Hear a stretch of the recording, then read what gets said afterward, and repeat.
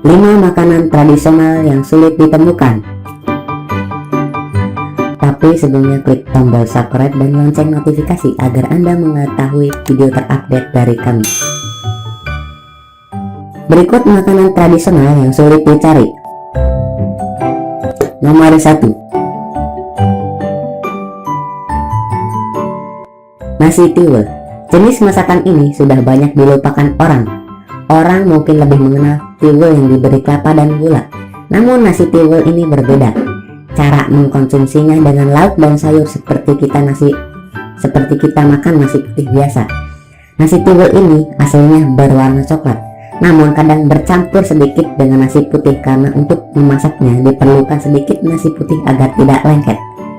Untuk teman nasi tiwul, warga setempat menambahkan sayur berbumbu pedas, ikan goreng, lalapan atau urap sayuran dan sambal bawang. Lebih sedap lagi jika disantap sambil menikmati semilirnya angin pantai. Nomor 2.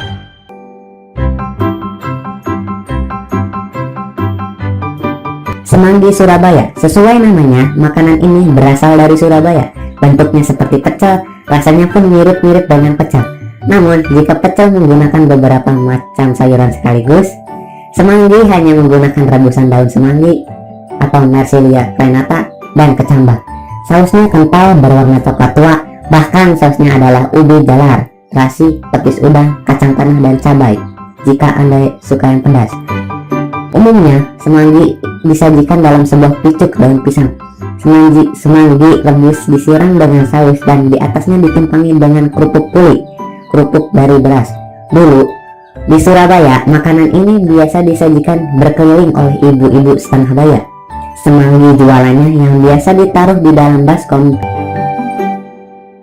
disunggi di atas kepala, sedang tangan kirinya menentang keranjang berisi daun pisang untuk picuk dan kerupuk kulit. Sekarang ini sulit kali kita menemui ibu-ibu penjual semanggi di Surabaya. Kadang mereka hanya lewat beberapa hari sekali.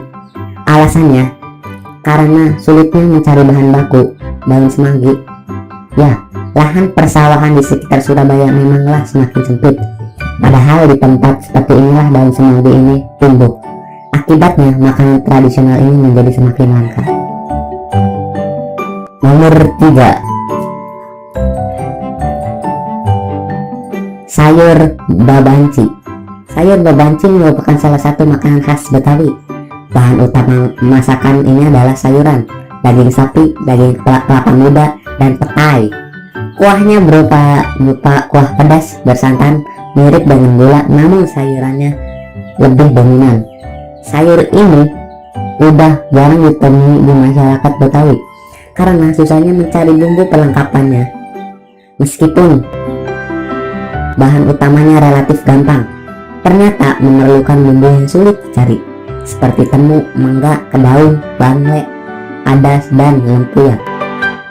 Lantaran sulitnya mencari sebagian bahan-bahan tersebut, kini warga Betawi hanya menyajikan sayur itu pada hari-hari besar keagamaan sebagai menu keluarga, seperti buka puasa, hari raya Idul Fitri, dan hari raya Idul Adha. Nomor 4. Gula puan atau gula susu. Makanan ini merupakan makanan khas daerah Palembang. Konon dulunya adalah makanan para raja. Rasanya manis dan enak jika dioleskan pada roti tawar. Namun, jika hendak dimakan begitu saja juga tidak masalah. Bahan utamanya adalah berupa susu kerbau dan gula pasir agar aromanya menjadi lebih wangi. Biasanya ditambahkan beberapa lembar daun pandan. Butuh waktu cukup lama untuk membuat masakan ini. Caranya adalah dengan mencampur susu dan gula, kemudian dimasukkan ke dalam berlanga panas, lalu diaduk selama 3-4 jam. Selama itu pula, adukkan tidak boleh dihentikan, sebab jika dihentikan gula puan akan gosong. Saat ini hanya ada satu penjual gula puan di Palembang, namanya Roydi. Dia hanya menjual gula puan setiap hari Jumat sesuai sholat Jumat di gerbang pagar Masjid Agung Palembang.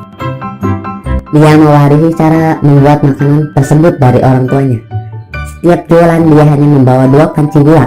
Jadi, jika Anda tidak kebagian, Anda harus menunggu seminggu lagi untuk bisa membelinya. Nomor 5. Jaha atau ketan bambu. Jaha adalah makanan khas dari Sulawesi. Jaha adalah makanan khas dari Sulawesi Tengah dan Sulawesi Utara.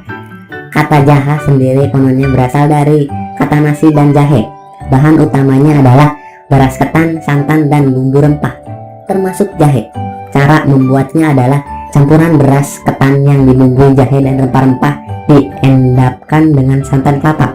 Setelah itu, diisikan ke dalam batang bambu berlapis daun pisang dan kemudian dibakar.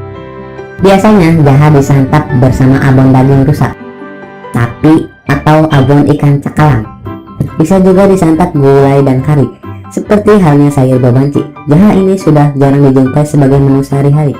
Kehadirannya hanya bisa ditemui saat hari raya dan saat ada upacara tradisional di Sulawesi Tengah dan Utara.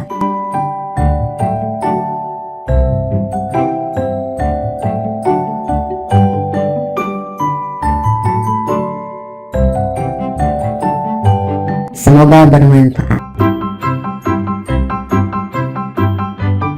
Terima kasih.